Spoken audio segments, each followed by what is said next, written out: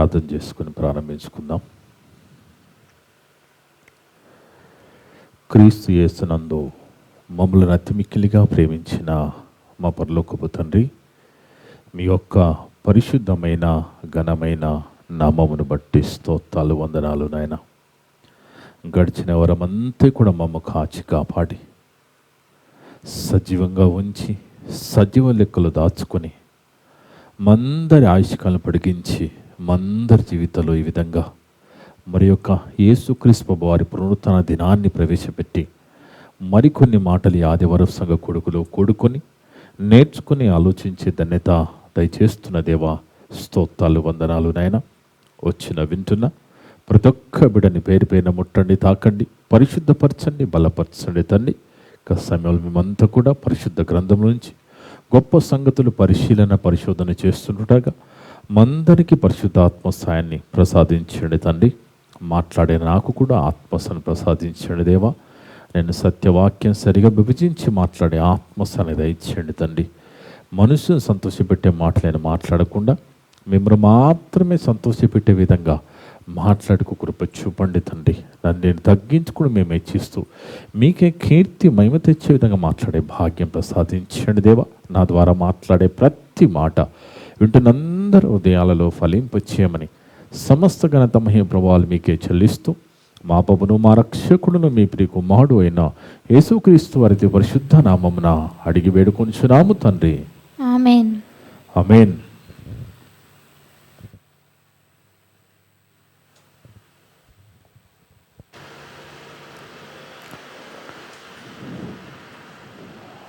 ముందుగా దేవునికి స్తోత్రం చెల్లిద్దాం. కుడి వచ్చిన సంఘస్థులకు, ఆన్లైన్ ద్వారా యూట్యూబ్ ద్వారా వింటున్న దేవుని బిడ్డలందరూ కూడా యేసుక్రీస్తు నామమున వందనా. దేవుని బిడ్డలారా, దేవుని మహాకృపను బట్టి మనమంతా ఈ విధంగా ఆదివారపు సంఘ కొడుకులో కూడుకొని మరి ఒక గొప్ప సంగతిని పరిశుద్ధ గ్రంథం నుంచి నేర్చుకుని ఆలోచించి దాన్ని దయచేసిన తండ్రికి యేసుక్రీస్తు ద్వారా కృతజ్ఞతాస్తుతులు చెల్లిద్దాం. ఆమేన్. ఈరోజు దేవుడు సంఘాన్ని ఆన్లైన్ ద్వారా యూట్యూబ్ ద్వారా వింటున్న ప్రతి ఒక్కరిని ప్రేమించి మనందరి కోసం ఏర్పాటు చేసిన అంశం దేవుని మాటకు లోబడని మన దేహం. దేవుని మాటకు లోబడని మన దేహం. గలతి పత్రిక 5వ అధ్యాయము పౌలు భక్తుడు గలతి సంఘానికి రాస్తూ 5వ అధ్యాయము 16-17 వచనాలు. నేను చెప్పున్నదేమనగా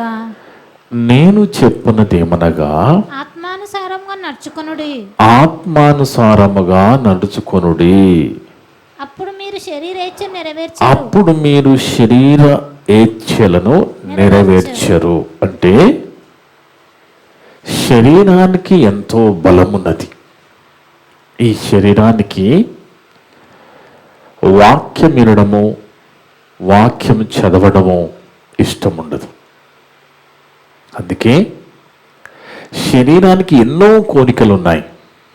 శరీర ఇచ్ఛలు అంటున్నాడు, అంటే కోరికలు. ఇచ్ఛ అంటే కోరిక. ఈ శరీరానికి ఎన్నో కోరికలు ఉన్నాయి. ఈ శరీరము ఏమి కోరితే అది మనం చేసుకుంటూ వెళ్ళిపోతూ ఉంటాం. అందుకే ఆత్మానుసారంగా నడుచుకొనుడి అంటున్నాడు. అంటే ఆత్మీయులుగా జీవించాలి. కానీ శరీరాన్ని జయించాలి అంటే, శరీర కోరికలను జయించాలి అంటే ఆత్మానుసారంగా జీవించాలి అంటున్నాడు. రాసిన వ్యక్తి ఎవరండి? పౌలు భక్తుడు. ఎంతో అనుభవముతో రాస్తున్న మాట. పరిశుద్ధాత్మ ప్రేరణతో ఆయనకున్న అనుభవముతో దేవుడు రాయిస్తున్న మాట. అదే లోకంలోకి వెళ్ళి మనం మాట్లాడితే శరీరాన్ని జయించడం ఏంటండి? జయిస్తే ఒక పట్టణాన్ని జయించాలి, రాజ్యాన్ని జయించాలి, కానీ శరీరాన్ని జయించడం ఏంటి అని మాట్లాడుతూ ఉంటారు. అంటే లోకం దృష్టిలో శరీరం చాలా చిన్నదిగా కనబడుతూ ఉంటుంది. కొంతమందికి అయితే అసలు ఆత్మ అంటే ఏందో కూడా తెలియదు. కానీ దేవుని బిడ్డలారా, మనము బాప్తిసం పొందిన తర్వాత దేవుడు మనకు పరిశుద్ధాత్మ దేవుణ్ణి వరంగా ఇచ్చాడు. ఆ పరిశుద్ధాత్మ దేవుడు మనలో, మన హృదయంలో ఉంటాడు. అయితే దేవుని బిడ్డలారా, ఎప్పుడైతే పరిశుద్ధాత్మ దేవుడు మన హృదయంలోకి వస్తాడో, పరిశుద్ధాత్మ దేవుడు అనగానే ఆయన చాలా నీతిమంతుడు, గొప్పవాడు, పరిశుద్ధుడు, చాలా మంచివాడు. అలాంటి గొప్ప పరిశుద్ధాత్ముని దేవుడు మనకి వరంగా ఇచ్చి మన హృదయంలో ఉంచాడు. కానీ ఇక్కడ పౌలు భక్తుడు అంటున్న మాట మనం చూస్తే, నేను చెప్పున్నదేమనగా ఆత్మానుసారముగా నడుచుకొనుడి, అప్పుడు మీరు శరీర ఇచ్ఛలను నెరవేర్చరు. అంటే శరీరం ఏం చేస్తుంది అని పౌలు భక్తుడు రాస్తున్నాడంటే, ఈ శరీరం అనేది ఆత్మను అటాక్ చేస్తుంది. ఆత్మకేమో వాక్యం వినాలని ఇష్టం ఉంటుంది, దేవుడున్న పరలోకం వెళ్ళాలని ఇష్టం ఉంటుంది. కానీ శరీరానికి ఇవన్నీ కూడా ఇష్టం ఉండదు. అంటే ఒక మనిషిగా, ఒక మానవుడిగా మనము ఈ శరీరాన్ని జయించలేము కనుక దేవుడు పరిశుద్ధాత్మను మనలో పెట్టాడు, మనకిచ్చాడు. ఎందుకంటే పరిశుద్ధాత్మ చేత మనం నడిపించబడాలి అని, ఆ పరిశుద్ధాత్మ దేవుని మాటనికి లోబడి ఈ శరీరాన్ని జయించాలని మనలో పరిశుద్ధాత్మ దేవుని పెట్టాడు. అందుకే ఆత్మీయులుగా నడుచుకోండి, ఆత్మానుసారంగా నడుచుకోండి, నీలో ఉన్న పరిశుద్ధాత్మ దేవుడు ఏమి చెబుతున్నాడో దాని ప్రకారంగా నడుచుకోండి అంటున్నాడు అక్కడ. అర్థముందు దేవుని బిడ్డలారా, అంటే మనకు తెలియకుండానే మనము కలిగిన ఈ దేహములో ఉన్న ఆత్మకి, శరీరానికి వ్యతిరేకత ఉన్నది, పోరాటము జరుగుతున్నది. అర్థముందు దేవుని బిడ్డలారా, ఇప్పుడు చూడండి, రెండు మన దగ్గరనే ఉన్నాయి. శరీరం మన దగ్గరనే ఉన్నది, ఆత్మ మన దగ్గరనే ఉన్నది. కానీ ఈ రెండిటికి పోరాటము జరుగుతుంది అంటున్నాడు తర్వాత వచనంలో. శరీరం ఆత్మకును, ఆత్మ శరీరమునకు వినోదముగా అపేక్షిస్తున్నాయట. మనకు తెలియకుండానే శరీరం ఏది కోరితే అది శరీరానికి ఇచ్చేస్తున్నాం. శరీరం ఏది కోరితే దానికి పెట్టేస్తున్నాం. కానీ దేవుని బిడ్డలారా, నిజంగా ఇవన్నీ అర్థం కావాలంటే దేవునిలోకి రావాలని, దేవుని జ్ఞానం ఉంటే తప్ప ఈ మాటలు అర్థం కావు. అందుకే ఎప్పుడైతే శరీరం కోరికలకు లోబడి శరీరం మాట వింటున్నావో అప్పుడు ఏమి జరుగుతుంది అంటే నీలో ఉన్న ఆత్మ బలహీన పడిపోతున్నది. అర్థమవుతుంది దేవుని బిడ్డలారా. ఎందుకంటే శరీరం అనేది ఇది చాలా బలహీనమైనది, ఇది ఈ లోక ఆశను కలిగినది ఇది. అందుకే ఈ శరీరానికి సంబంధించిన విషయాలు మనం ఆలోచిస్తే ఈ శరీరం ఎలాంటి ఆశను కలిగి ఉన్నదంటే, ఈ శరీరానికి శరీరాశ, నేత్రాశ, జీవపు డంబము, ఇవన్నీ కూడా శరీరానికి సంబంధించినవి. ఇది లోకము నుంచి వచ్చినవి, ఇవి దేవుడిచ్చినవి కావు అని కూడా మనకు తెలుసు. మరి అలాంటప్పుడు నీలో ఉన్న పరిశుద్ధాత్మ దేవుడు బలవంతుడు కదా. మనలో ఉన్న పరిశుద్ధాత్మ దేవుడు కానీ, మనలో ఉన్న వాక్యమైన యేసుక్రీస్తు ప్రభువారు కానీ, మన తండ్రి అయిన దేవుడు కానీ, వీళ్ళంతా బలవంతులు కదా. మరి బలవంతుడైన పరిశుద్ధాత్మ దేవుడు మనలో ఉంటే, నీలో ఉంటే, నాలో ఉంటే, మరి ఎందుకు ఆత్మ బలహీన పడిపోతున్నది, శరీరము గెలుస్తున్నది? బాగా ఆలోచించాలి, బాగా ఆలోచించాలి దేవుని బిడ్డలారా. మనకి ఇది కంప్లీట్ చేసి ఇంకా కొంచెం వివరంగా మనం ఆలోచిద్దాము. శరీరము ఆత్మకును, ఆత్మ శరీరమునకును విరోధంగా ఎప్పుడైనా మీకు అనిపించిందా? రెండు మీ దగ్గరనే ఉన్నాయి కదా, ఆత్మ మీ దగ్గరనే ఉన్నది, శరీరం మీ దగ్గరనే ఉన్నది. ఈ రెండిటికి విరోధం ఉన్నదని ఎప్పుడైనా అనిపించిందా?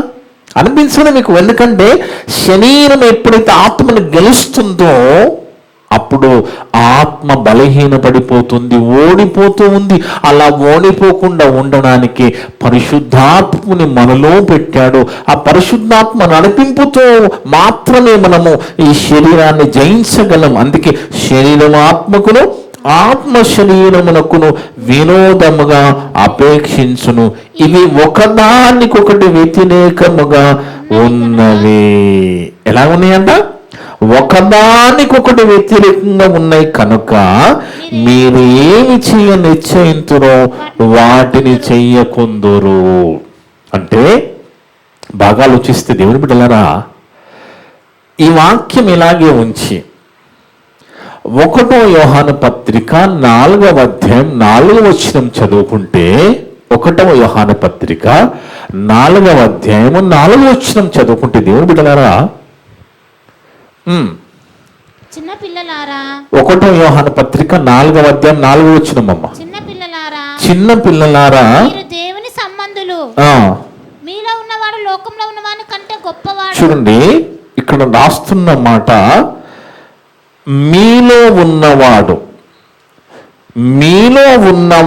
లోకములో ఉన్నవాని కంటే గొప్పవాడు గనక మీరు వారిని జయించి ఉన్నారు అంటున్నాడు. మనలో ఉన్నది ఏంటి? లోకములో ఉన్నవాడెవరు? మనలో ఉన్నవాడెవరు? లోకములో ఉన్నవాడెవరు? మనలో ఉన్న పరిశుద్ధాత్మ దేవుడు కానీ, మనలో ఉన్న వాక్యమైన యేసుక్రీస్తు ప్రభువారు కానీ, మనలో ఉన్న తండ్రి దేవుడు, వీళ్ళెవరో బలవంతులు. అవునా కదా?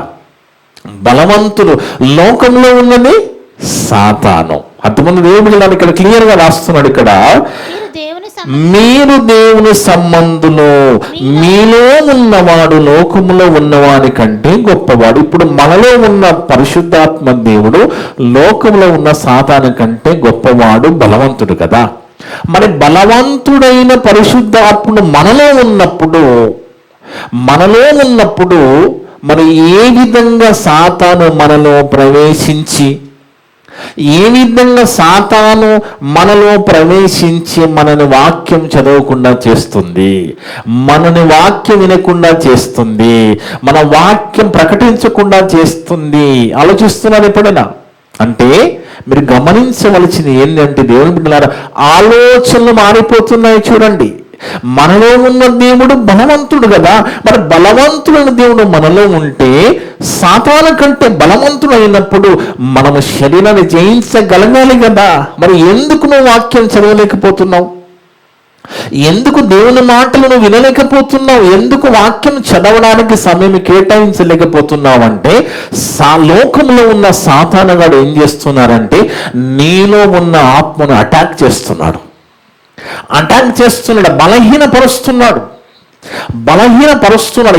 వాడు ఎలాగొస్తాడు? నేను నీకు ఎలా తెలుస్తుంది వాడు వచ్చాడని? దానికి కొలమానం ఏం లేదు, దానికి టెస్టులు ఏం లేవు. నీకు షుగర్ బీపీ ఉందంటే టెస్టులు ఉన్నాయి, కానీ సాతాను గారు నీలోకి ఎలా వచ్చాడో దానికి ఎలాంటి మెజర్మెంట్లు లేవు, కొలమానం లేదు. ఎప్పుడు తెలుస్తుంది అంటే ఎప్పుడైతే నువ్వు వాక్య విరుద్ధంగా జీవిస్తున్నావో అప్పుడు నువ్వు సాతాను ఏలుబడిలోకి వెళ్ళిపోయావు అని అర్థం.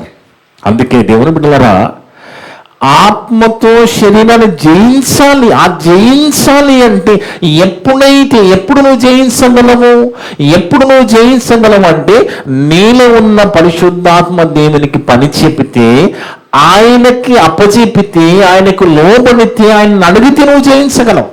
కానీ మనం ఏం చేస్తున్నామంటే మనలో ఉన్న పరిశుద్ధాత్మ దేవుణ్ణి కూర్చోబెట్టాం, పెత్తనమంతా మనదే. అంతమంది దేవుడు కదా. బాగా ఆలోచించండి, మనసు పెట్టి. ఎందుకంటే మోసపోదు ఈ శరీరం ఎలాంటిదంటే మొత్తం లోకాశను కలిగినది శరీరం, లోక కోరికను కలిగిన ఈ శరీరానికి పరలోకం పోవడం ఇష్టం ఉండదు, వాక్యం చదవడం ఇష్టం ఉండదు, వాక్యం వినడం ఇష్టం ఉండదు. కానీ నీలో ఉన్న ఆత్మైన నీకు ఇష్టం ఉంటుంది. నీలో ఉన్న పరిశుద్ధాత్మ దేవుడు నీకు చెప్పడానికి ప్రయత్నం చేస్తూ ఉంటాడు, కానీ నువ్వు వినే పరిస్థితిలో ఉండవు. ఎందుకంటే నీ శరీరం బలహీనమైపోయింది. శరీరం బలహీనంగా అంటే శరీరము బలం పొందుకుంటుంది, ఆత్మను బలహీనపరుస్తుంది. కాబట్టి నువ్వు నేను వెళ్ళని పరిస్థితుల్లోకి వెళ్ళిపోతున్నాం. కావాలంటే ఉదాహరణకు మనం ఆలోచిస్తే, దేవుని బిడ్డలారా, ఒకనాడు ఇస్కరియోతు యూదా ప్రభు దగ్గరకు వచ్చాడు. ఎందుకు వచ్చాడండి? మంచి మనసుతో వచ్చాడు, పరిచయం చేద్దామని వచ్చాడు కదా. వచ్చినప్పుడు మంచివాడుగా ఉన్నాడు, కానీ ఆలోచనలు మారిపోయాయి. ఎలా మారిపోయాయి? ఎప్పుడైతే సాతాను అతనిలో ప్రవేశించి లోకాశను నింపేసిందో, ఆత్మగా ఉన్న ఆయన బలహీన పడిపోయాడు, శరీరం బలపడ్డది, శరీరానికి లోపడ్డాడు, ప్రభువుని 30 వెండి నాణేలకు అమ్మేసుకున్నాడు. అందుకే దేవుని బిడ్డలారా, సాతానగాడు ఎలా ప్రవేశిస్తాడంటే ఆలోచనల ద్వారా ప్రవేశిస్తాడు. నువ్వు చేసేదంతా కరెక్టే అంటాడు, నువ్వు అలాగే చేయి, ఇది కరెక్ట్ అంటాడు వాడు. కానీ దేవుని బిడ్డలారా, మనకి ఎప్పుడు అర్థమవుతుంది, మనం ఎప్పుడు అర్థం చేసుకోగలమంటే మనలో ఉన్న పరిశుద్ధాత్మ దేవుని చేత మనం నడిపించబడినప్పుడు మాత్రమే మనకు అర్థమవుతుంది. అప్పుడు మాత్రమే ఈ శరీరాన్ని మనము జయించగలము. దేవుని బిడ్డలారా, మీకు అర్థం కావాలంటే, క్రొత్త సంవత్సరము ప్రారంభమై కొన్ని రోజులైంది. ఈరోజు 19వ తారీఖు కదా, అంటే 19 రోజులు గడిచిపోయింది కదా. క్రొత్త సంవత్సర ప్రారంభంలో కొన్ని నిర్ణయాలు మనం తీసుకుంటాం. ఏమని? ఈ సంవత్సరం ఎలాగైనా నేను బైబిల్ చదవాలి, ఈ సంవత్సరం ఎలాగైనా నేను దేవుళ్ళు ఎదగాలి, వాక్యాన్ని ఇంకా నేర్చుకోవాలి, ఎలాగైనా బలపడాలని ఎన్నో నిర్ణయాలు తీసుకుంటారు. కానీ అవన్నీ కూడా వీగిపోయాయి, వీగిపోతున్నాయి. ఎందుకు వీగిపోతున్నాయి? నువ్వు తీసుకున్న నిర్ణయాలకు ఎందుకు నిలబడలేకపోతున్నావు అంటే, నీ శరీరం అనేది నీ ఆత్మని అణిచేస్తుంది. దేవుని బిడ్డల పోరాటం అటాక్ చేస్తున్నది, బలహీనపరుస్తున్నది. ఎందుకు నువ్వు వీగిపోతున్నావు? నువ్వు తీసుకున్న నిర్ణయాలే 19వ తేదీ వచ్చే సమయానికి నువ్వు వాక్యాన్ని వినలేకపోతున్నావు, వాక్యాన్ని చదవలేకపోతున్నావు, వాక్యానికి ప్రాముఖ్యత లేదు నీ జీవితంలో. అంటే ఏమి జరుగుతుంది అంటే, నీలో ఉన్న పరిశుద్ధాత్మ దేవునికి పని లేదు, నువ్వు పని పెట్టడం లేదు, నువ్వు పని అప్పచెప్పడం లేదు. పని అప్పచెప్పడం ఏంటండి? ఆయన నడిపించడా అంటే ఆయన నడిపించాడు. దేవుని బిడ్డలారా, బాగా ఆలోచించండి. మనలో ఉన్న పరిశుద్ధాత్మ దేవుడు నీకు ఇష్టం లేకుండా ఏది కూడా చేయడు. అర్థమంతా దేవుని బిడ్డలారా, దేవుడు ఎంత మంచివాడు, ఎంత గొప్పవాడంటే ఏది కూడా బలవంతంగా మనకు రుద్దడు, ఏది కూడా బలవంతంగా మనల్ని చేయమని చెప్పడు దేవుని బిడ్డలారా. కానీ ఈ శరీరాన్ని జయించాలంటే ఆదరణకర్తగా బలము కలిగిన పరిశుద్ధాత్మ దేవుని మనలో ఉంచి దేవుడు అంటున్నాడు, ఆయనకి పని చెప్పాలి, ఆయనని వాడుకోవాలి. మనలో ఉన్న పరిశుద్ధాత్మను వాడుకున్నప్పుడు మాత్రమే శరీరాన్ని జయించగలం. అప్పుడు మాత్రమే ఆత్మకి బలం పెరుగుతుంది, శరీరానికి బలము తగ్గుతుంది. అలా పరిశుద్ధాత్మ దేవునికి మనము పని చెప్పడం లేదు కాబట్టి మనం బలహీనమైపోతున్నాము, దేవుళ్ళు ఎదగలేకపోతున్నాము. ఎక్కడేసిన గొంగడ అక్కడనే ఉంటున్నది. వాక్యంలో ఎదుగుదల లేదు, వాక్యం యందు శ్రద్ధ లేదు, వాక్యాన్ని నేర్చుకోవాలని ఆశ లేదు, ఆసక్తి లేదు, వినాలి, చదవాలి, ధ్యానించాలని ఆలోచన లేకుండా జరుగుతుంది. అంటే కారణం ఏంటి? నీలో నాలో ఉన్న పరిశుద్ధాత్మ దేవునికి నువ్వు వాడుకోవడం లేదు ఆయనని. ఇది నేనంటున్న మాట కాదు. దేవుని బిడ్డలారా, ఒకసారి చూద్దాం. సామెత గ్రంథము 3వ అధ్యాయం 5-6 వచనాలు చదువుకుంటే, సామెత గ్రంథము 3వ అధ్యాయము 5-6 వచనాలు. ఇప్పుడు మనలో ఉన్న దేవుడు బలవంతుడు కదా, అవునా కదా? లోకంలో ఉన్న సాతాను కంటే మనలో ఉన్న పరిశుద్ధాత్మ దేవుడు బలవంతుడైనప్పుడు ఎందుకు మనం ఓడిపోతున్నాము? ఎందుకు మనము వాక్యంలో ఎదగలేకపోతున్నాము? ఎందుకు మనం బలపడలేకపోతున్నాము? ఎందుకు ఆత్మతో శరీరాన్ని జయించలేకపోతున్నామంటే ఇక్కడ చెప్తున్నాడు, చదవమా. నీ సొంత బుద్ధిని ఆధారం చేసుకొనక. మనం ఏం చేస్తున్నాము? మన సొంత బుద్ధి, మన సొంత ఆలోచన ఆధారం చేసుకొని వెళ్ళిపోతా ఉన్నాం. అందుకే ఒక సామెత చెప్తారు కదా, కుక్కతో పట్టుకుని గోదాని ఈదలేరు అని మాట్లాడుతూ ఉంటారు. అంటే దాని అర్థం ఏంటి? కుక్క అనేది చాలా చిన్న జంతువు కదా, అదే చిన్న జంతువు అయినప్పుడు దానితో పట్టుకుని నువ్వెలా ఒడ్డెళ్తావు? అది మునిగిపోతుంది, నువ్వు మునిగిపోతుందని అర్థం కదా. అలాగే మన మనస్సుని ఆధారం చేసుకుంటే మనము కూడా అలాగే మునిగిపోతామని అర్థం. అందుకే నీ స్వబుద్ధిని, నీ సొంత బుద్ధిని ఆధారం చేసుకున్నకంటే నీ శరీరముకున్న మనస్సు మాట నువ్వు వినక, నీ శరీరానికి నువ్వు లోబడక, అది చెప్పినట్టు నువ్వు చేయక, అది ఏది కోరుతుంది నువ్వు చేయక, నీ పూర్ణ హృదయముతో యెహోవా యందు నమ్మకముంచుము. ముందు నువ్వేం చేయాలి? నీ సొంత బుద్ధి వద్దు, నీ సొంత ఆలోచన వద్దు, యెహోవా యందు నమ్మకముంచమంటున్నాడు. అంటే శరీరము చెప్పే, శరీరానుకున్న మనసు ఏమి చెప్తుందో అది వినకుండా. ఎందుకంటే శరీరానికి చెప్పాను కదా, శరీరానికి పరలోకం వెళ్ళడం ఇష్టం ఉండదు, శరీరానికి దేవుడిని లోకం వెళ్ళడానికి ఇష్టం ఉండదు, శరీరానికి అసలు ప్రార్థనకు రావడం కూడా ఇష్టం ఉండదు, వాక్యం వినడానికి కూడా ఇష్టం ఉండదు. ఈరోజు చాలా మంది శరీరం మాట విని ప్రార్థన మానుకున్న వాళ్ళు ఉన్నారు. ఎందుకు మానుకుంటున్నారు వాళ్ళు? ఎందుకు రాలేకపోతున్నారంటే వాళ్ళలో ఏమి జరుగుతుందంటే శరీరం అనేది ఆత్మని జయించేసింది, ఆత్మను అటాక్ చేసి బలహీనపరిచేసింది, అది ఏలుతుంది. కాబట్టి ఈరోజు ప్రార్థనకి రాలేకపోతున్నారు. బాగా ఆలోచించండి. వివాహము దేవుని పేరుని సేది మీద చేసుకుంటారు. వివాహమైన తర్వాత కుటుంబంలో దేవుని చట్టం ఉండదు, ప్రార్థన ఉండదు, వాక్యం ఉండదు, సంఘం ఉండదు.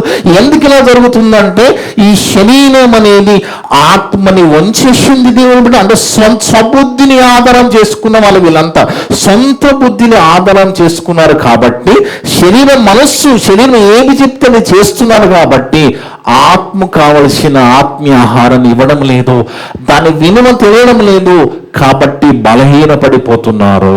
అందుకే చెప్తున్నాడు, నీ సొంత బుద్ధిని ఆధారం చేసుకునక నీ పూర్ణ హృదయముతో, అంటే దాని అర్థం ఏంటి? 100% దేవుని మీద ఆధారపడమే. ఆయన మీద ఆధారపడి, ఆయనకు లోబడి, ఆయన చెప్పినట్టుగా పోవడానికి మనకు అవకాశం ఉండాలి. అందుకే నీ స్వబుద్ధిని ఆధారం చేసుకునక నీ పూర్ణ హృదయముతో యెహోవా దేవుని యందు నమ్మకముంచుము. ఏందట? మీ ప్రవర్తన అంతటి యందు ఆయన అధికారమునకు ఒప్పుకోవాలండి. మనం ఎంతటి వాళ్ళు ఒప్పుకోవడానికి? మనం ఎవరమండి ఒప్పుకోవడానికి? మనము మట్టి మనుషులమైన మనము ఆయన అధికారానికి ఒప్పుకోవాలా? అవును, ఒప్పుకోవాలంటున్నాడు దేవుడు. ఒప్పుకోకుండా దేవుడు మనల్ని బలవంత పెట్టాడండి. మంచి దేవుడు, నీకు వాక్య ఆధారం లేకుండా నేను నీకు ఏమి చెప్పను దేవుని బిడ్డలారా.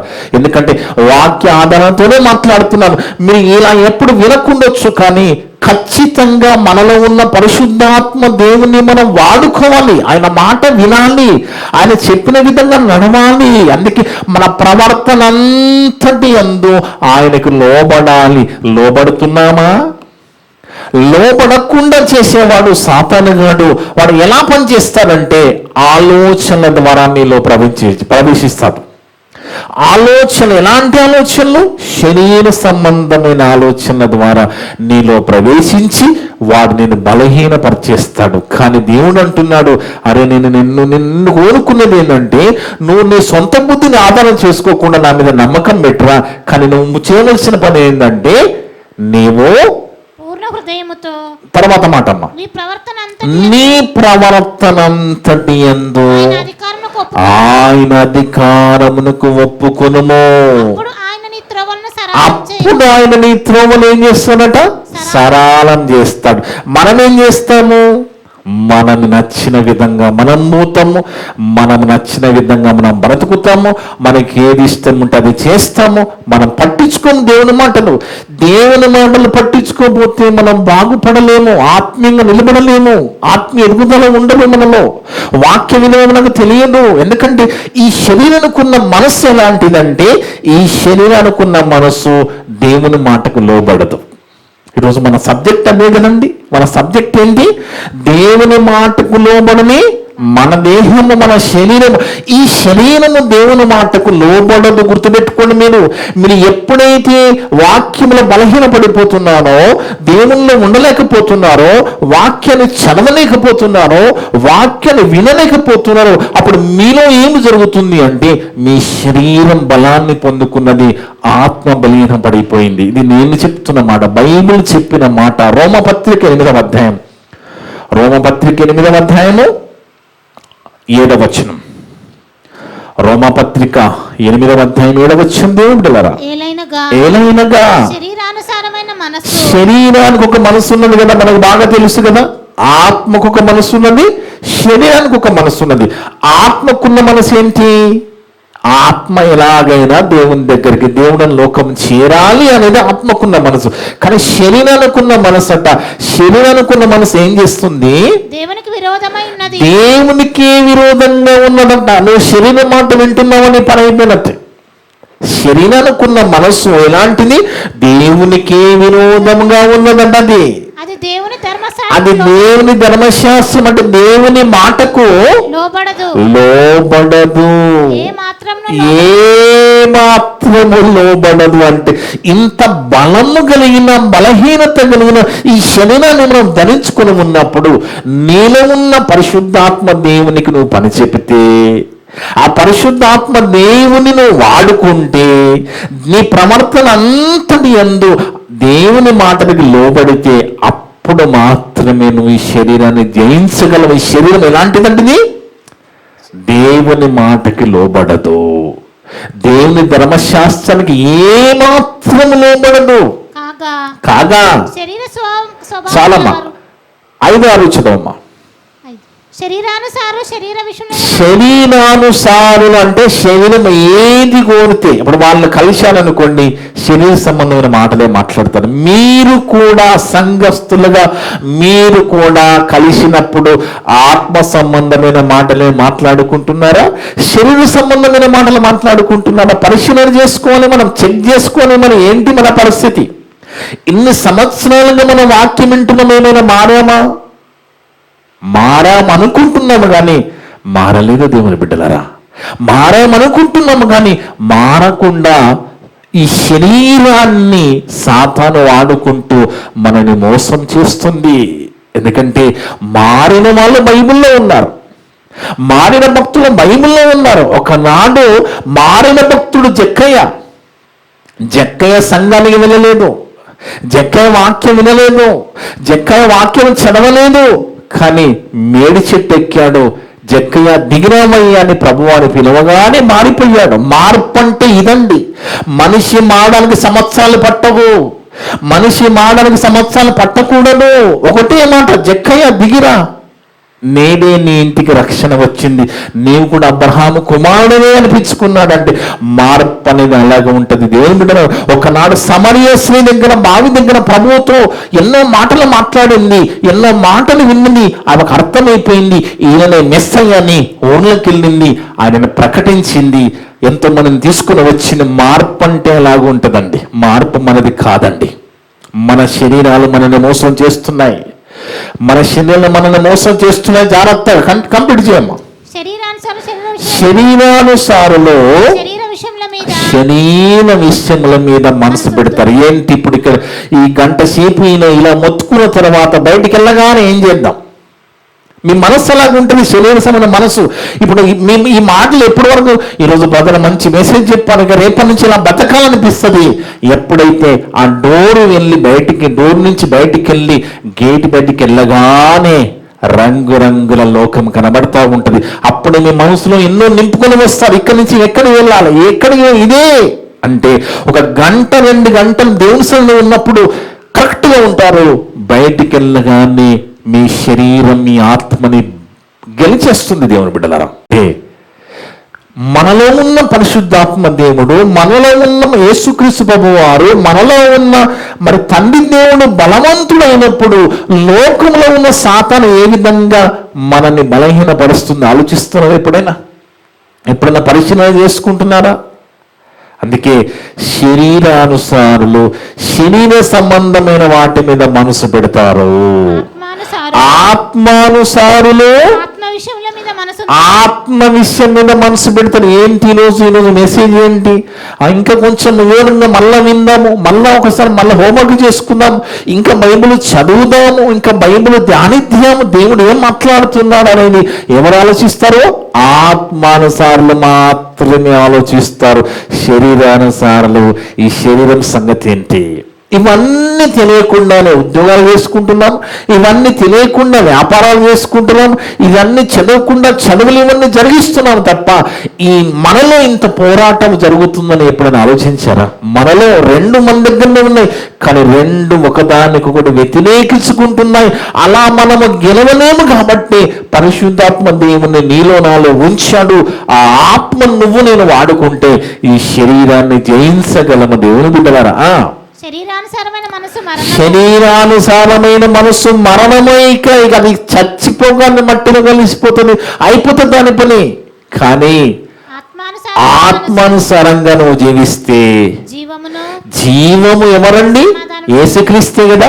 ఆ జీవము దిగివచ్చిన ఆ జీవము నేనే మార్గం సత్యం జీవమన్న ప్రభు ద్వారా పనులకు వెళతాం. ఎప్పుడు ఆత్మానుసారంగా జీవిస్తే మనలో ఉన్న పరిశుద్ధాత్మకి మనం పని చెప్పి ఆయనను వాడుకుని ఆ ఆత్మతో నడిపించబడుతున్నప్పుడు మాత్రమే ఈ శరీరాన్ని మనం ఉంచగలము, గెలవగలము. దేవుని బిడ్డలారా, ఆత్మానుసారమైన మనసు జీవమును సమాధానమే ఉన్నది. అందుకే దేవుని బిడ్డలారా, పౌలు భక్తుడు గొప్ప సేవకుడు కదా, ఆయన శరీరం కూడా ఆయన మాట వినకుండా అయిపోయిందట.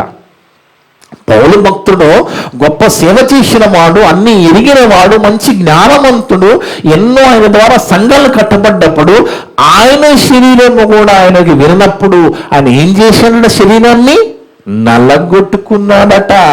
అదే చెప్తున్నాడు 1 కొరింథీ పత్రిక 9వ అధ్యాయం 27వ వచనం. 1 కొరింథీ పత్రిక 9వ అధ్యాయం 27వ వచనం. దేవుడు బిడ్డలారా, 1 కొరింథీ పత్రిక 9వ అధ్యాయము 27వ వచనం.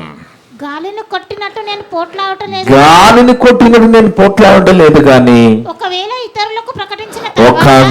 ఇతరులకు ప్రకటించిన తర్వాత నేను భ్రష్టునైపోతానేమో అని నా శరీరాన్ని నలగొట్టి దాన్ని లోబరుచుకొనుచున్నాను. అంటే శరీరం ఏది కోరిన దానికి ఇవ్వడం, నువ్వు చెమ్ములో కూర్చో, నువ్వు చాలా ప్రమాదకరమైన దానివి, నేను ఎండగడతాను, నీకు ఉపవాసంలో పెట్టిస్తాను నిన్ను అంటున్నాడు ఆయన. అర్థముంది దేవుడు కదా. నీ శరీరాన్ని మనము శరీరంలో ఏది కోరితే తెచ్చుకుంటూ పోయామనుకో మనం పరలోకం వెళ్ళలేమండి, పరలోకం వెళ్ళలేదు. ఎందుకంటే ఈ శరీరానికి ఉన్న గుణాలు ఏంటి అంటే, ఈ శరీరానికి ఇవన్నీ ఎక్కడి నుంచి వచ్చాయి? ఇవన్నీ దేవుడిలే కదా. ఈ లక్షణాలు ఎక్కడి నుంచి వచ్చాయని మరి 1వ యోహాను పత్రిక 2వ అధ్యాయము 16-17 వచనాలు చూస్తే, 1వ యోహాను పత్రిక 2వ అధ్యాయము 16-17 వచనాలు చదువుకుంటే, లోకములో ఏమున్నదంట? లోకములో ఉన్నదంతా అంటే ఇక లోకములో ఎక్కడ కూడా నీకు ఆత్మ సంబంధమైనది సాతాను పెట్టలేదు. లోకములో ఉన్నదంతయు అనగా శరీర ఆశ, నేత్రాశయు, జీవపు డంబము, ఇవి ఏంటట? తండ్రి వలన పుట్టినవి కావు. బాగా ఆలోచించాలి. మనలో ఉన్న పరిశుద్ధాత్మ దేవుడు, మనలో ఉన్న తండ్రి అయిన దేవుడు, మనలో ఉన్న యేసుక్రీస్తు ప్రభువారు పెట్టినవి కాదు ఇవి. ఇవి తండ్రి వలన కలిగినవి కాబట్టి ఇవి ఏవి? శరీరాశ, నేత్రాశ, జీవపు డంబము. ఇవి తండ్రి వలన కలిగినవి కావు, అది లోక సంబంధమైనవే. నువ్వు లోక సంబంధంగా నువ్వు పోతున్నావు అనుకో, ఇక నువ్వు దేవుళ్ళు ఉన్నావనుకుంటూ మోసం చేసుకుంటున్నావు నిన్ను. నువ్వు ఎప్పుడైతే ఆత్మ సంబంధంగా వాక్య సంబంధంగా నీ సమయాన్ని వెచ్చిస్తున్నావో వాక్యానికి, ఎందుకంటే శరీరము దేవుని మాటకు లోబడదని చదువుకున్నాం కదా. ఈ శరీరము దేవుని మాటకు లోబడదు, ఏమాత్రము లోబడదట. మరి నీ శరీరాన్ని లోబడే విధంగా నువ్వు చేయాలి. నేను చేయాలంటే ఏం చేయాలి? మనలో ఉన్న పరిశుద్ధాత్మ దేవుణ్ణి వాడుకోవాలి మనం. అర్థముందా అండి? ఇప్పుడు ఈ శరీరం గురించి దేవుడు ఏం చెప్పాడు? ఈ శరీరము వాక్యానికి లోబడదు, దేవుని మాటకి ఏమాత్రము లోబడదని మనకు దేవుడు చెప్పినప్పుడు లోబడే విధంగా చేయాలి. ఈ శరీరాన్ని తొక్కాలి అంటే మనలో ఉన్న పరిశుద్ధాత్మ దేవుని చేత మనం నడిపించబడాలి, ఆయనకు లోబడాలి. మన ప్రవర్తన అంతటి యందు పరిశుద్ధాత్మ దేవుని సహాయంతో వెళ్ళిపోతూ ఉండాలి. అప్పుడు మాత్రమే శరీరాన్ని మనం జయించగలము. అందుకే ఈ శరీరానికున్నవన్నీ కూడా లోకములో సాతానిచ్చినవి, అవి లోక సంబంధమైనవి. లోకం ఒకనాడు గతించిపోతుంది, లోకము దాని ఆశ గతించిపోతుంది, కానీ దేవుని చిత్తమును జరిగించేవాడు నిరంతరము నిలుచును. మనము ఎప్పుడు దేవుని చిత్తాన్ని జరిగించగలం? ఎప్పుడైతే శరీరాన్ని గెలుస్తామో జయిస్తామో అప్పుడు మాత్రమే దేవుని చిత్తాన్ని జయించగలం. పాత నిబంధన కాలంలో ఒక ఆయన ఉన్నాడండి, ఫినెహాసు ఆయన పేరు. ఈ ఫినెహాసు ఎలాంటి వాడంటే, ఆయనకంట దేవునికి ఏది ఇష్టం ఉంటే ఆయనకు అది ఇష్టమట, దేవునికి ఏది ఇష్టం లేకపోతే ఆయనకు ఇష్టం లేదట. మీరు చదవండి, తర్వాత పరిశీలన చేయండి ఫినెహాసు గురించి, బైబిల్లో పరిశీలన చేయండి. ఎందుకంటే దేవునికి ఇష్టమైంది ఆయనకి ఇష్టము, దేవునికి ఇష్టం లేనిది ఆయనకి ఇష్టం లేదు. మరి మనకేమిష్టము? నీకేమిష్టము? మనకి దేవునికి ఇష్టం లేనిది మనకిష్టం. అర్థమైన దేవుడులరా, ఇలా ఎందుకు అయిపోతున్నాము?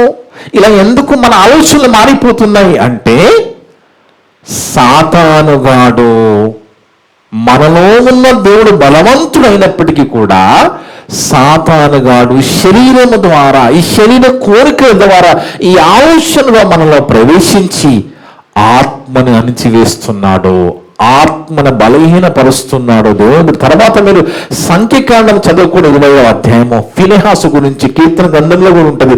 తర్వాత మీరు పరిశీలన చేసుకోండి. ఎందుకంటే ఒకనాడు దేవుడు బిడ్డలారా బాగా ఆలోచించండి, ఒకనాడు ప్రభువారు బోధ చేస్తున్నారండి.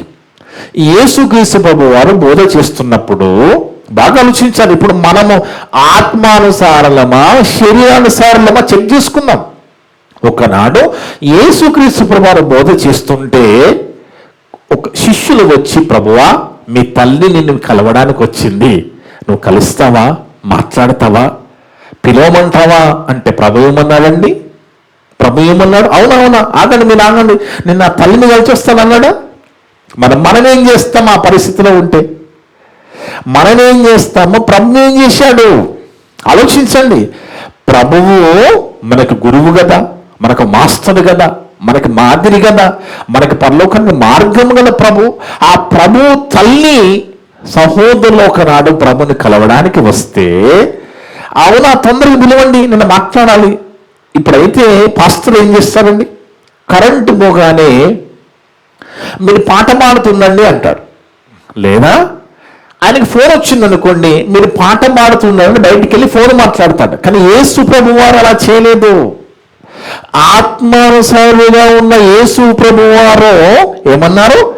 ఎవరు నా తల్లి, ఎవరు నా సహోదరులు అంటే ప్రాముఖ్యత దేనికి ఇచ్చాడు? ఆత్మ సంబంధమైన దానికి ప్రాముఖ్యత ఇచ్చాడు. మనము ఈ ప్రార్థన అయిపోయిన వెంటనే మీ మనసులో ఉన్న మాటలన్నీ నోటి ద్వారా బయటకు వచ్చేస్తుంటాయి. అంటే మీరు ఏం నింపుకొని ఉన్నారో అర్థమైపోతుంది.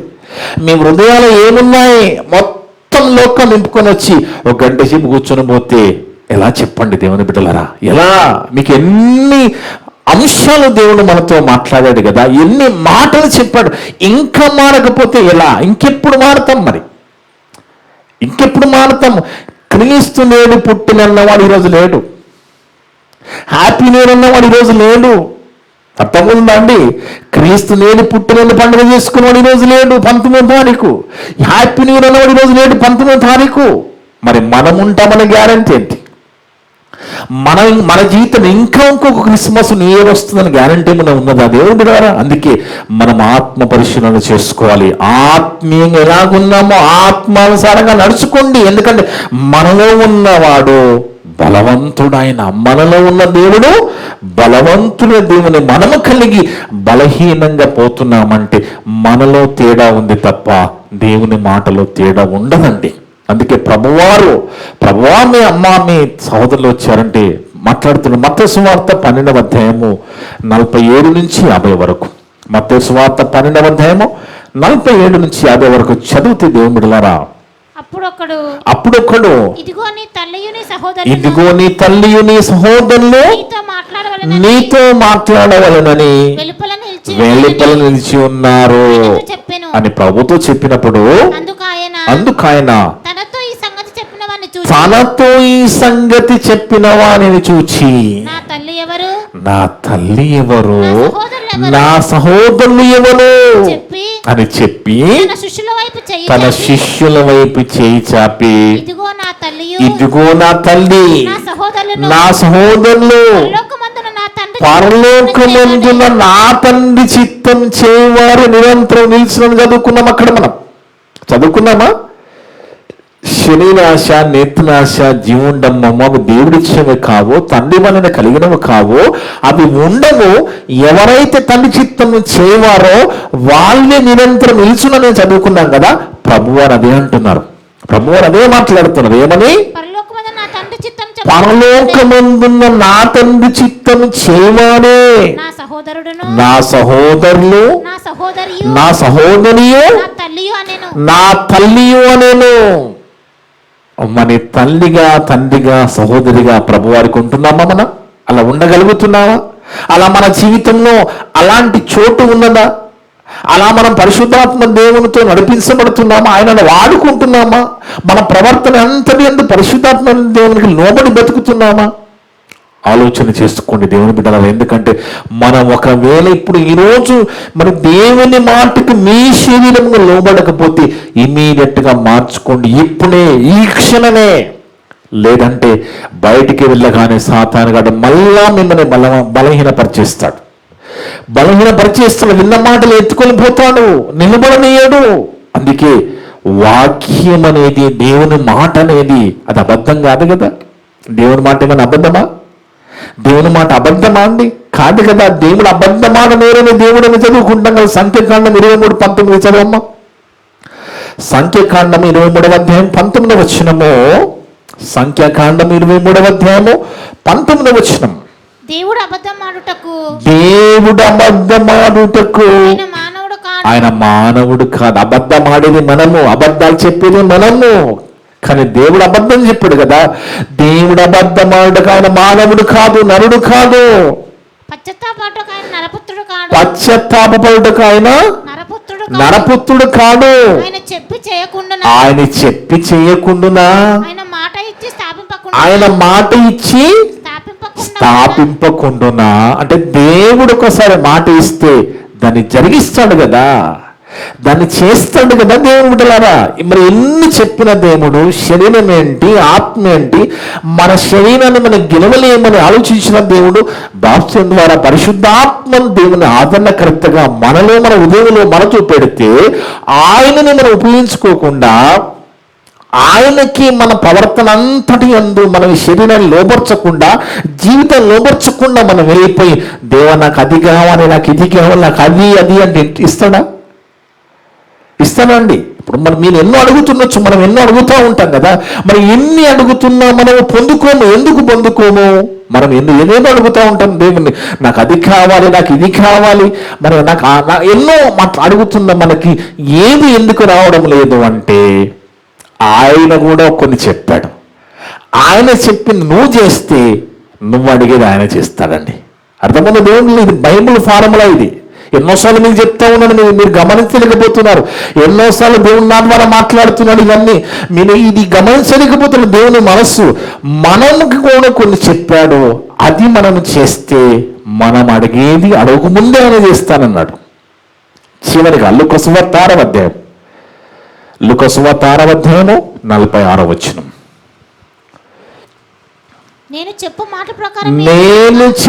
మాటల ప్రకారం మీరు చెయ్యక. ఎన్నో చెప్పాడు కదా ప్రభు ఎన్నో చెప్పాడు కదా మనకి.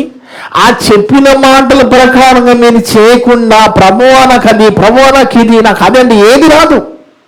ఎందుకు రాదు? మనము చేయవలసినవి మనము చేయడం లేదు కాబట్టి మనం అడిగేటి అక్కడి నుంచి రావు. దేవుని బిడ్డలారా, దేవుడు ఇంత మంచిగా వివరిస్తుంటే, ఇంత మంచి జ్ఞానము నేర్పుతుంటే, ఇంత మంచి వివరంగా మీకు వివరిస్తుంటే ఇంకా కూడా మీరు అశ్రద్ధ చేయడానికి వీల్లేదు. మీలో శ్రద్ధ ఉండాలి, మీలో శ్రద్ధ కలగాలి, మీలో ఆసక్తి ఉండాలి. అవును, నేను వాక్యానికి లోబడతాను, వాక్యానికి నా జీవితంలో ప్రాముఖ్యత ఇస్తాను, వాక్యమే నా జీవితము సమస్తము, నేను వాక్యానికి లోబడతాను, వాక్యమైన ప్రభు చెప్పిన మాటలు నేను చేస్తాను. అప్పుడే నువ్వు శరీరాన్ని జయించగలవు. ఆయన మాటలకు లోబడి ఆయన చెప్పినట్టుగా నువ్వు చేసుకుంటావు. ప్రభు చెప్పిన మాట ఎన్నిసార్లు చెప్పుకున్నామండి? 100 సార్లు మాట్లాడుకున్నాం, 100 సార్లు. 640 సబ్జెక్ట్ ఈరోజు. ఎంత? 640 ఇన్ని సబ్జెక్టులు కంప్లీట్గా విన్న వాళ్ళు కూడా మీలో ఉన్నారు. అయినా మార్పు రాకపోతే ఏం చేయగలడు దేవుడు? నేనేం చేయగలను? ఎవరు ఏం చేయలేరు. తీర్పు చెప్పినట్టుగా, దేవుడు చెప్పినట్టుగా జరుగుతుంది. అందుకే శ్రద్ధ అనేది, శ్రద్ధ ఆత్మానుసారంగా నడుచుకొనుడి, అప్పుడు మీ శరీర కోరికలను నెరవేర్చరు. ఎందుకంటే ఈ శరీరం అనే దీనికి ఒక మనస్సు ఉన్నది. ఈ శరీరం ఎలాంటిదంటే అది దేవుని మాటకు లోబడదు, ఏమాత్రము లోబడదు. దాని మాట వింటే నువ్వు నశించిపోతావు, నా దగ్గరికి రావు అంటున్నాడు దేవుడు. నువ్వు నా దగ్గరికి రావాలిరా, నువ్వు దగ్గరికి రావాలి, నేను నీకు పరలోకమియ్యాలనుకుంటున్నాను, నా దగ్గరికి నువ్వు రావాలి అంటే నీకు నువ్వు కలిగిన ఈ శరీరము చాలా ప్రమాదకరమైంది, దాన్ని నువ్వు జయించాలి. నీకు శక్తి ఏరిపోదు కనుక పరిశుద్ధాత్మ దేవుడైన కుమారుని నీలో పెట్టినప్పటికీ కూడా నువ్వు ఆయన ప్రవర్తనకి, నీ ప్రవర్తన అంతటి ఆయనకు లోబడకపోతే నేనేం చేస్తాను? అదే మాట్లాడతాడు దేవుడు. మరి నేనేం చేస్తాను? ఇన్ని మాటలు చెప్పి, ఇన్ని అంశాల ద్వారా ఇంత వివరంగా చెప్పిన తర్వాత కూడా మనలో మార్పు రాకపోతే ఎలా చెప్పండి? దేవుడు బిడ్డలారా, మార్పు జరగాలండి, మార్పు రావాలి, మార్పు జరగాలి. ఇంకా చెప్పించుకునే పరిస్థితులు మనం ఉండకూడదు. ఇప్పటికి మీరు చెప్పేవాళ్ళుగా ఉండాలి. మీలో చాలామంది చెప్పేవారుగా ఉండాలి, కానీ ఇంకా వినేవారుగా ఉంటూ ఆ విన్న ప్రకారం కూడా బతకకపోతే ఎలా చెప్పండి? ఆలోచించండి, మనసు పెట్టి ఆలోచించండి. శ్రద్ధ కలగాలి. ఎందుకంటే దేవుడు బిడ్డలారా, మనకి దేవుడిచ్చిన పిల్లల్ని, ఆ పిల్లల్ని ఏది పడితే మనం ముట్టుకునియం, అవునా కదా? మనకి ఇచ్చిన పిల్లల్ని చాలా జాగ్రత్తగా చూసుకుంటాం కదా. ఏది పడితే అది వాళ్ళ చేతిలోకి ఇయ్యము. ఎందుకంటే ఇప్పుడు గ్యాస్ దగ్గర వాళ్ళని ఉంచాం, ఎందుకంటే ప్రమాదకరమైంది. వాళ్ళకి తెలియకేదైనా చెప్తే అది పేలిపోతుందన్న భయం. అలాగే ఒక చాకు బ్లేడ్ వాళ్ళ చేతికి ఎందుకు? నాలుక మీద గీసుకుంటే సర్వన తెగిపోతుందనే భయం, అవునా కదా? మరి ఇన్ని జాగ్రత్తలు తీసుకుంటున్నాం మనము. ఏది పడితే అని ఎలాగ చేస్తున్నాం లోకములో? ఏది పడితే ఎలా స్వీకరిస్తున్నాం మనం? అంటే శరీరం ఏది కొడతాం చేసుకుంటూ పోతావా? నువ్వు శరీరం ఏ జిమ్మంటే చేస్తావా? అలా చేస్తే ప్రమాదమని దేవుడు అంటున్నాడు. దాని మాట వినొద్దంటున్నాడు. అందుకే కనుమూయక ముందే నిజాన్ని తెలుసుకో, కనుమూయక ముందే నిజాన్ని గమనించు. ఒకనాడు నిర్దాక్షిణంగా ఈ శరీరము ఆత్మను వదిలేస్తుంది, మట్టిలో కలిసిపోతుంది. అప్పుడు నువ్వు నేను కూడా వీటిని మనతో రావు. దేవుడు చెప్పిన మాటలకు లోబడి ఎంత బ్రతికామో దాన్ని బట్టే మనకి పరలోకం దొరుకుతుంది తప్ప శరీరం చెప్పినట్టుగా మనం వినుకుంటా పోతే ఖచ్చితంగా నష్టపోతామని ఖచ్చితంగా దేవుడు మాట్లాడుతూ, ఇవన్నీ దేవుడు మనకు చెప్పాలని మనం జమీందారులమా? ఇవన్నీ మనకు చెప్పాలని ఎంత టోళ్ళమండి? మనము ఒక్కటి గట్టిగా వేసి చెప్పొచ్చు కదా. ఇప్పుడు మన పిల్లల్ని ఏం చేస్తామండి? చెప్పిన మాట వినకపోతే 2 వేసేస్తాం, అవునా కదా?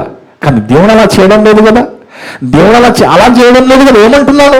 అరే, నీవు నీ ప్రవర్తన అంతటి యందు నా అధికారానికి లోపడరా, బాగుపడతావు అంటున్నాడు. నీ త్రోవలన్నీ నేను సరళం చేస్తానంటున్నాడు. ఇది కూడా వినకపోతే ఏం చెప్పాలో చెప్పండి? ఇవన్నీ వినాలి కదా మనం. అందుకే దేవునిలో మీరు అశ్రద్ధ చేయకండి.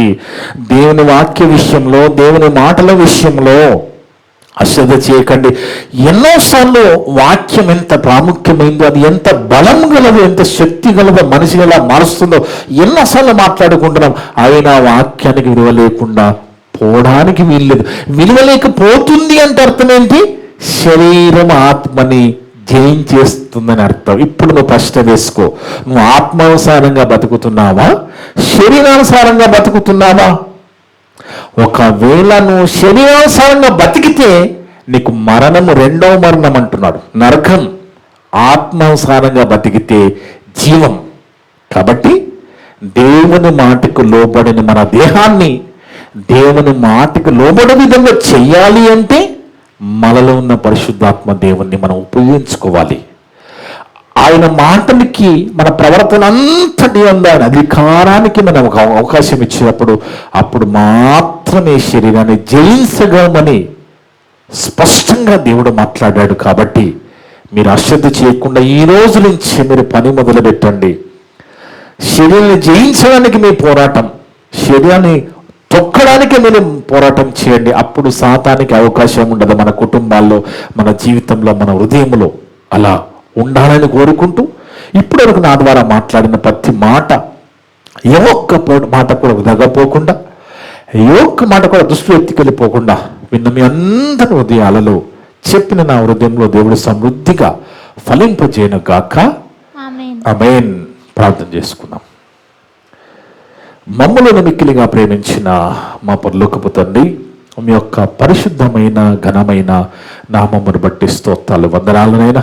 గొప్ప దేవుడునైనా, గొప్ప జ్ఞానపు సంగతి ఈరోజు మాతో మాట్లాడిన విధానం బట్టి స్తోత్రాలు, వందనాలు. అవునైనా మేము కలిగిన ఈ శరీరము ఎంత ప్రమాదకరమైందో, ఎంత బలహీనమైందో, ఎలా ఆత్మను మోసం చేస్తుందో, ఎలా ఆత్మను అటాక్ చేస్తుందో, ఏ విధంగా మీ మాటకు లోబడదో మాతో ప్రతిదీ వివరంగా మాట్లాడవునైనా. అందరిని బట్టి స్తుతులు స్తోత్రాలు చెల్లిస్తున్నాం నైనా. మాలో శక్తి లేదు, బలం లేదు నైనా. మీరు శక్తి బలంగా మాలో ఉంచిన పరిశుద్ధాత్మ సహాయంతో మేము శరీరాన్ని నలుగొడుతూ ఆత్మాసరంగా జీవించే శక్తిని అందరికీ ప్రసాదించండి తండ్రి.